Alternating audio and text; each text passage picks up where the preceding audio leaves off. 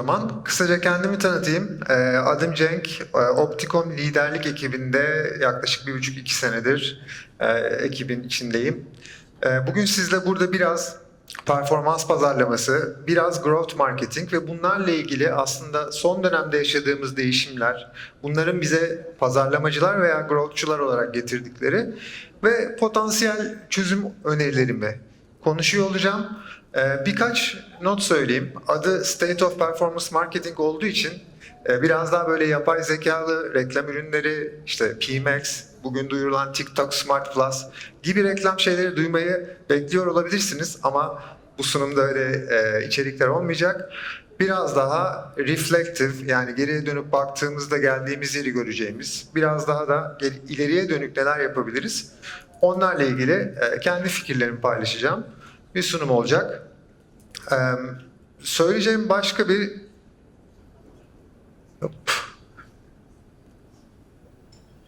nokta da Game of Growth, yani bizim içinde bulunduğumuz mesleğimizin merkezindeki growth ve onun bazı örnekleri veya çeşitlendirdiğimiz noktalar olan paid marketing tarafıyla ilgili örneklerle başlayacağım. Şimdi distribution, yani dağıtım bizim aslında paid marketing'te ve growth marketing'te birincil hedefimiz. Ve biliyoruz ki son yıllarda hem kanallar, hem kanalların içerisindeki ürünler, hem bu kanalları kullanan kullanıcıların davranışları değişti. Bazı kanallar hayatımızdan kalktı. Bazı kanallarsa gittikçe daha da pahalı hale gelmeye başladı. Bu gibi değişimler aslında doğal bir evrim sonucu olmakla beraber pazarlamacılar için gittikçe zorlu bir yer almaya başlıyor.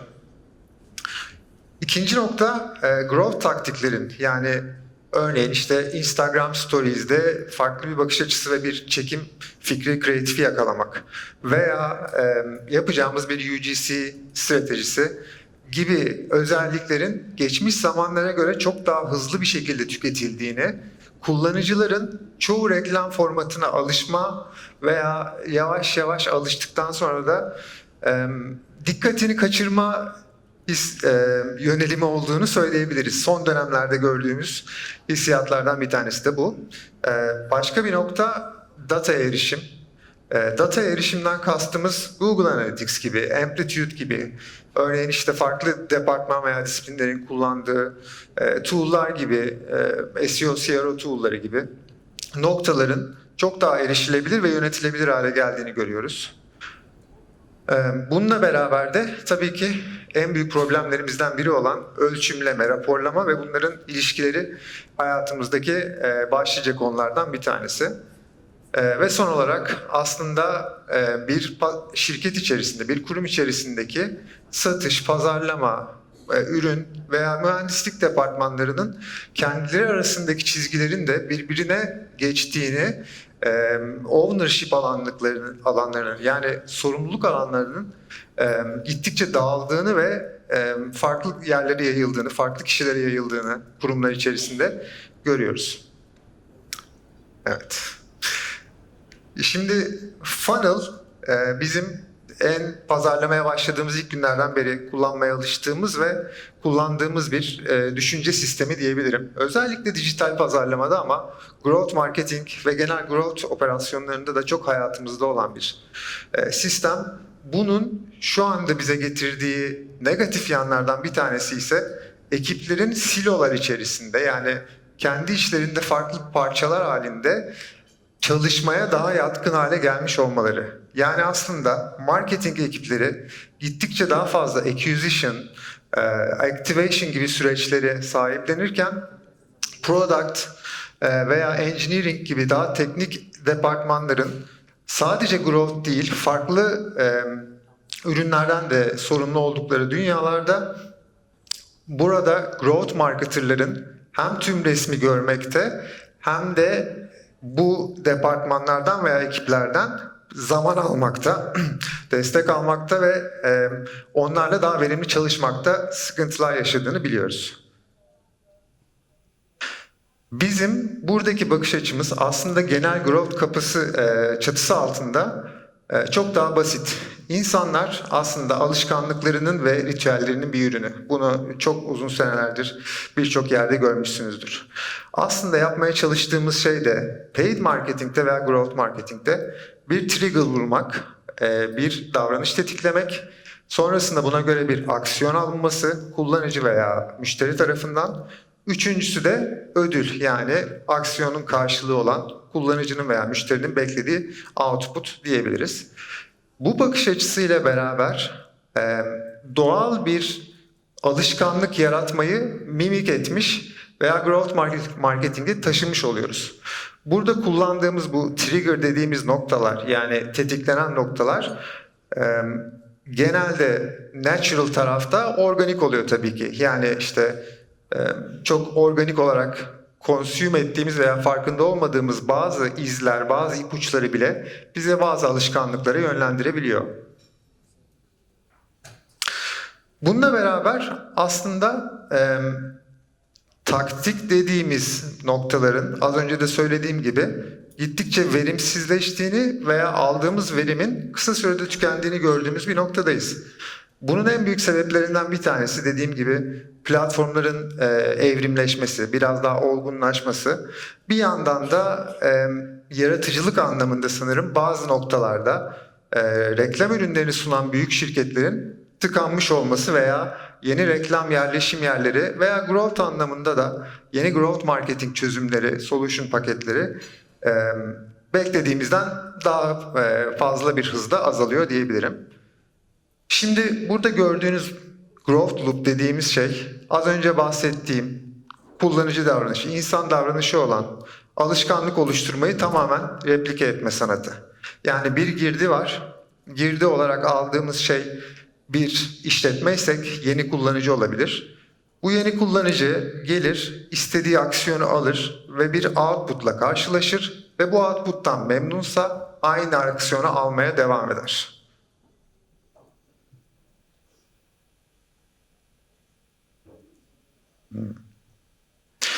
Burada en kolay kafamızda canlanabilecek örnek bence Uber.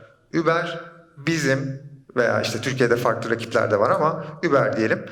Bizim bir yerden bir yere gitmekte aklımızda ben bir yere gitmem lazım dediğim noktada ilk canlanan şey, özellikle benim gibi araba kullanmayan insanlar için hayat kurtarıcı veya bazen de hayat zorlayıcı bir yanı var tabii ki Uber'in. Ama sonuçta ben bir kullanıcı olarak Uber ürünü aklıma geldiği anda bir aksiyon alır ve bu output'u gerçekleştirirsem karşılığında da ödül olarak hem vaktimi kazanmış olurum ve aynı zamanda kolaylıkla ödememi yapmış ve yolculuğumu tamamlamış olurum.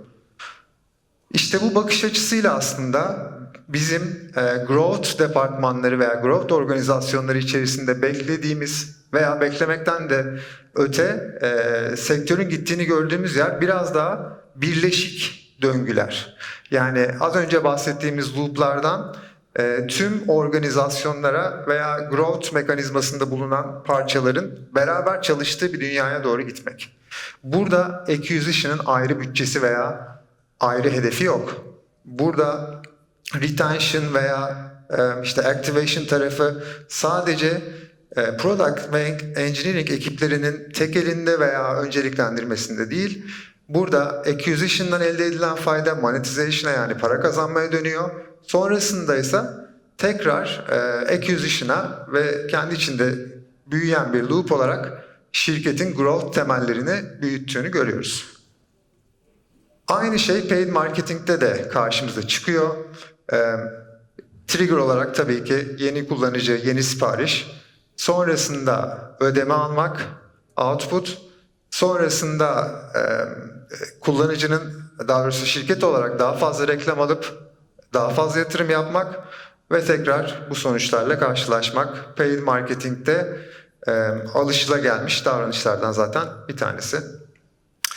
Yani funnel mantığı aslında silolar halinde çalışan growth ekipleri için faydalı olmakla beraber ekiplerin kendi içerisinde önceliklendirmeye odaklanması, özellikle şirkette bulunan az sayılı growth marketerların farklı departmanların önceliğini alamayışı, bunda zorlanması, önceliklendirmede geride kalması gibi noktalar bizim karşımıza çıktığı için organizasyonel olarak beklentimiz veya aslında sektörün gittiği yön biraz daha funnel yerine loop, yani döngüler mantığında düşünmek diyebiliriz. Bununla beraber bahsettiğim growth marketing değişimleri arasında en büyük değişimi hissettiğimiz noktalardan bir tanesi olan ölçümlemeye giriyorum hemen. Ölçümlemede ne oldu ve neden buradayızı hemen hızlıca hatırlatayım. Eminim çoğunuz haberdardır. 2018'de hayatımıza giren GDPR ile beraber kullanıcılar web sitelerinde cookie izinlerine tabi bırakıldı. 2018-2020 arasında Apple'ın bu konuda girişimleri olduğunu gördük. Intelligent Tracking Prevention denen bir sistemle yavaş yavaş buradaki hem reklam platformlarıyla hem de şirketlerle paylaştıkları datayı azalttıklarını görüyoruz. Ve olay bence aslında ATT'nin, yani 2021'deki iOS gelişmesinin hayatımıza girmesiyle başka bir hal aldı.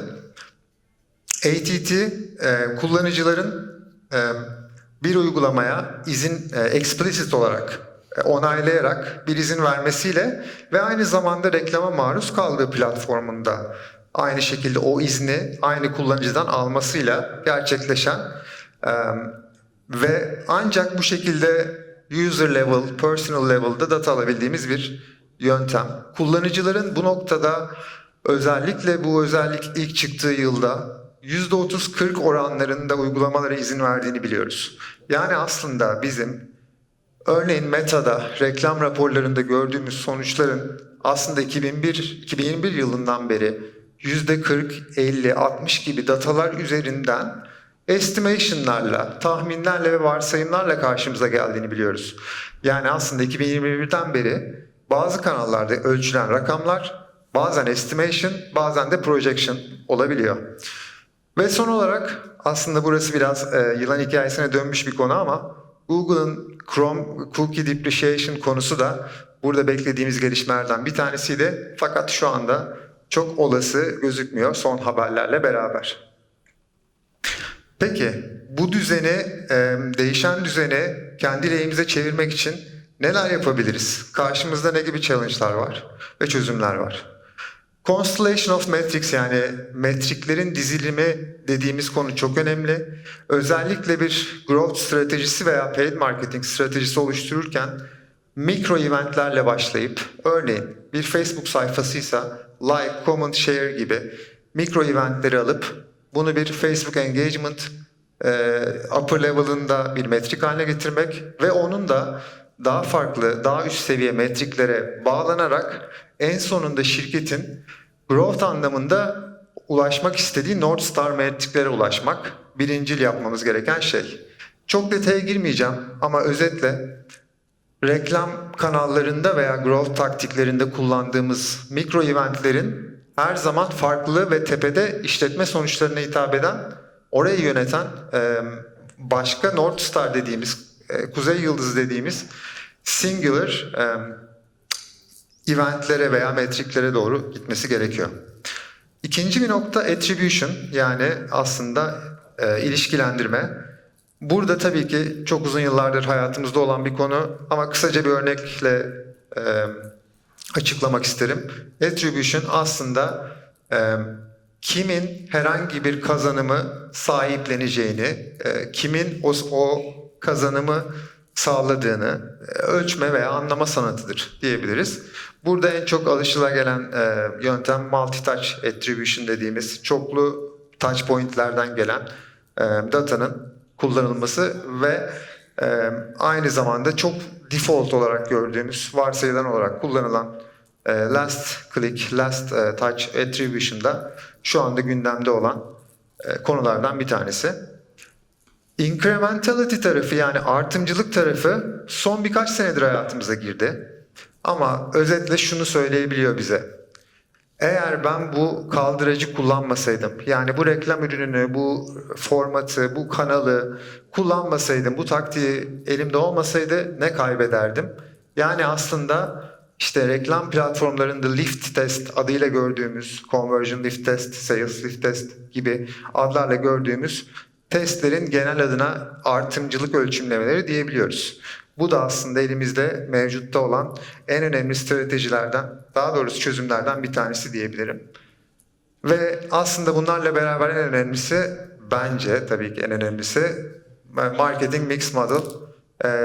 Data driven'dan, yani dataya odaklanmış ve başka bir intuition'ı veya yargıyı hesaba katmadan yola çıkan planlamaların çok verimli olmadığını son yıllarda görüyoruz. Artık marketing mix modeling gibi eksperlerin veya yapay zekanın bazı input veya yorumlarını, beklentilerini paylaşabileceği, yani hem aşağıdan yukarıya hem de yukarıdan aşağı feedbacklerle hem dataya bakarak hem de eksper ve AI datasını kullanarak varabileceğimiz bir yöntem olduğunu söyleyebilirim. Ve bunlarla beraber qualitative feedback, yani işte survey'ler, anketler ve marka ölçümlemeleri en çok kullanılan çözümlerden bazıları. Burada en basit incremental örneklerinden bir tanesi var. Çok detaya girmeyeceğim, zaten herkesin yorgun ve daha çok içerik var. Çok değerli konuşmacılar var. O yüzden burada GA4, yani Google Analytics kullanarak yaptığımız bir karşılaştırma var. First touch ve last touch conversion arasındaki delta nedir? Ve bu delta yeni bir marketing spend hesaplamasına girdiğimizde karşımıza ne olarak çıkar? Nereye yatırımlarımızı kaydırmalıyızın? Aslında tabii ki net bir cevabı olmamakla beraber yönünü bize çok kolay verebilen bazı rule'larla yapabileceğimiz bir yaklaşım örneği. Burada bazı benchmarklar var. Yani display ve paid social'ın aslında incrementality ölçümlerinde %5 ila 30 arasında undervalued olduğunu, yine aynı şekilde display ve paid social'ın remarketing tarafının da %10'lara kadar varan bir oranda view through'sunun ekstra katma değer getirdiğini biliyoruz. Bunları sürekli ölçmek ve yenilemek gerekir ama genel olarak kabul edilen ortalamalarda bunlara benzer diyebilirim. Şimdi az önce bahsettiğim ölçümleme ve işte raporlama seçeneklerimizi beraber karşılaştıralım.